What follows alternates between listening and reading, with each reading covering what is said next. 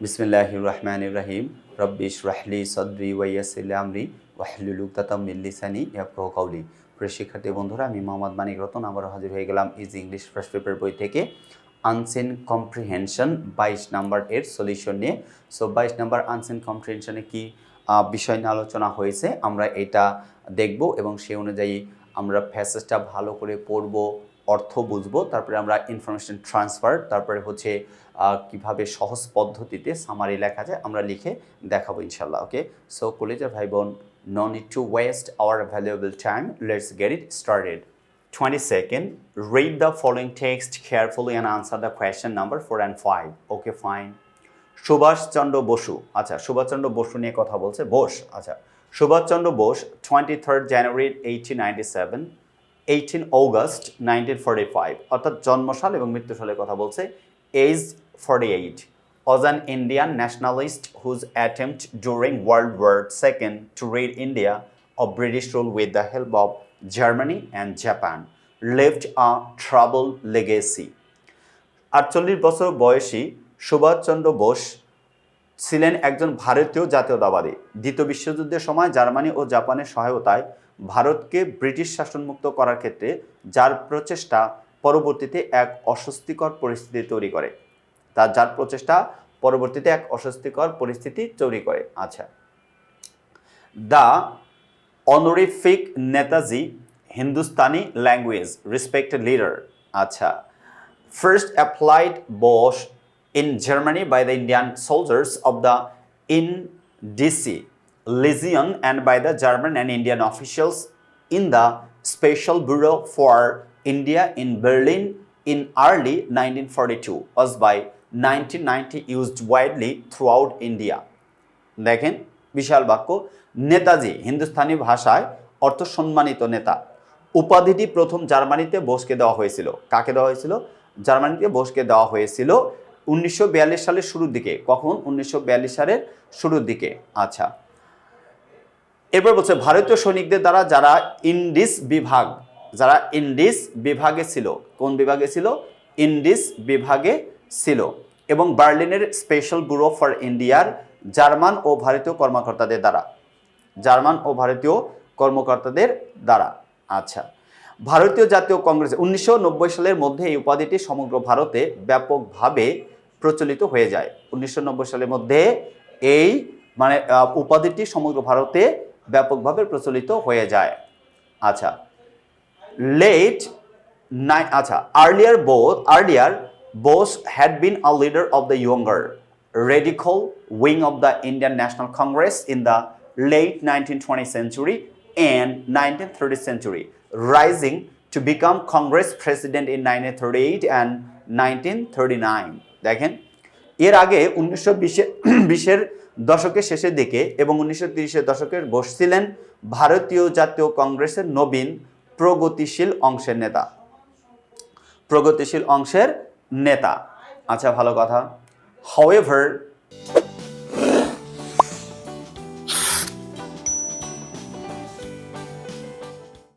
he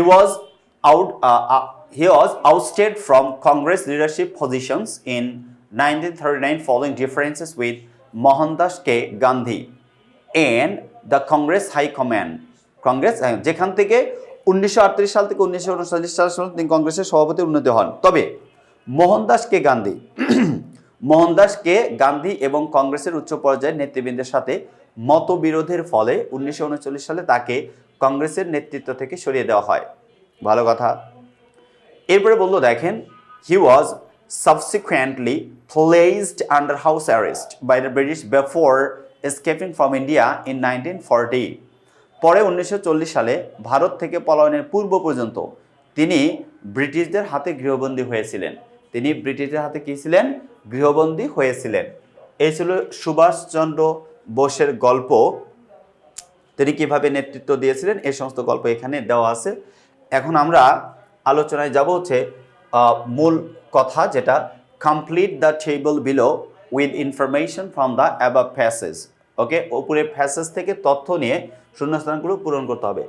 Subhash Chandra Bose event or activity in India in 1897, অর্থাৎ 1897 কি করেন, জন্মগ্রহণ করেন। তার মানে এটা আনসার হবে অসবর্ন। আনসার কি হবে, অসবর্ন। অর্থাৎ Subhas Chandra Bose was born in India in 1897.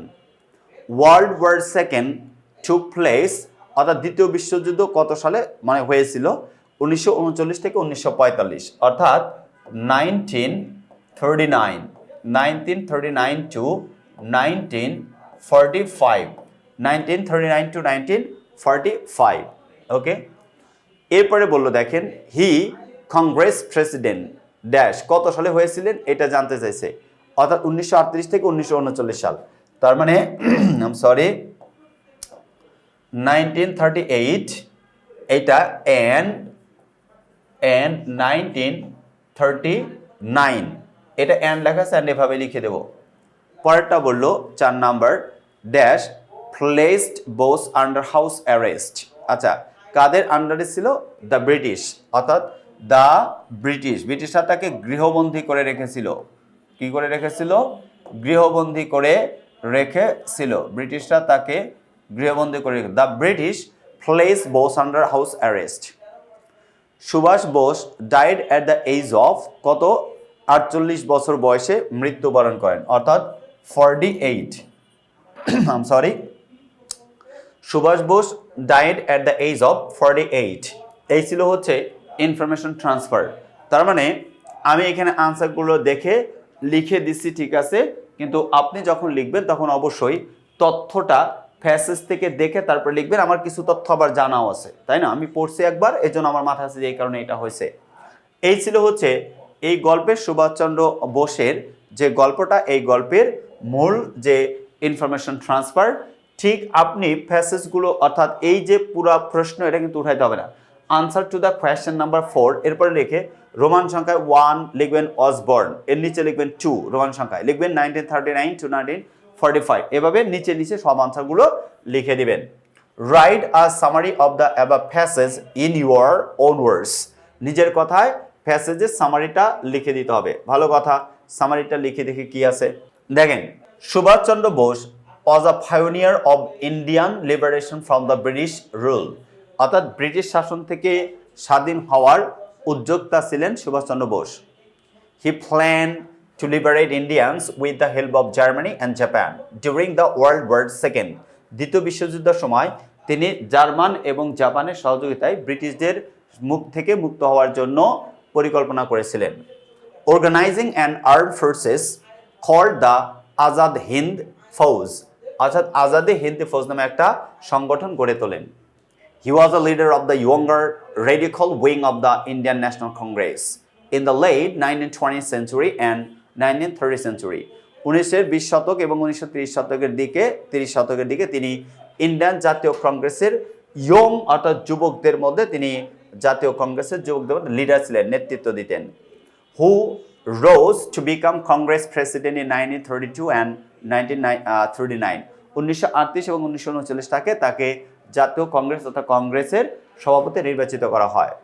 But he was ousted from leadership for strategic differences with Mohandas Karamchand Gandhi, অর্থাৎ মহাত্মা গান্ধীর সাথে মতবিরোধের কারণে তাকে লিডারশিপ থেকে আউটস্টেড করা হয়, অর্থাৎ আউটস্টেড মানে কি করা হয়, তাকে বের করে দেওয়া হয়।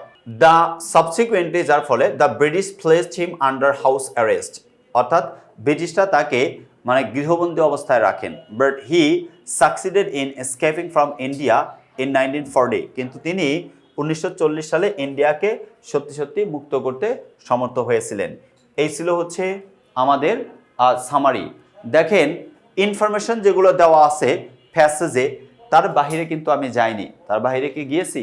অফকোর্স তার বাহিরে যাইনি, তার ভেতরেই আছি, কিন্তু লেখাগুলো কি হয়েছে, একটু ডিফারেন্ট ওয়েতে লিখতে হয়েছে। হুবহু লিখি নাই, একটু ডিফারেন্ট ওয়েতে ডিফারেন্ট ওয়ার্ড ইউজ করতে পারবেন, সিনোনিমাইজ করতে পারবেন, টেকনিক্যালি একটু কমপ্লেক্স আছে সিম্পল করতে পারবেন, সিম্পল আছে কমপ্লেক্স কম্পাউন্ড করতে পারবেন, আবার অ্যাক্টিভ আছে প্যাসিভ আছে অ্যাক্টিভ সেন্স ইউজ করতে পারবেন।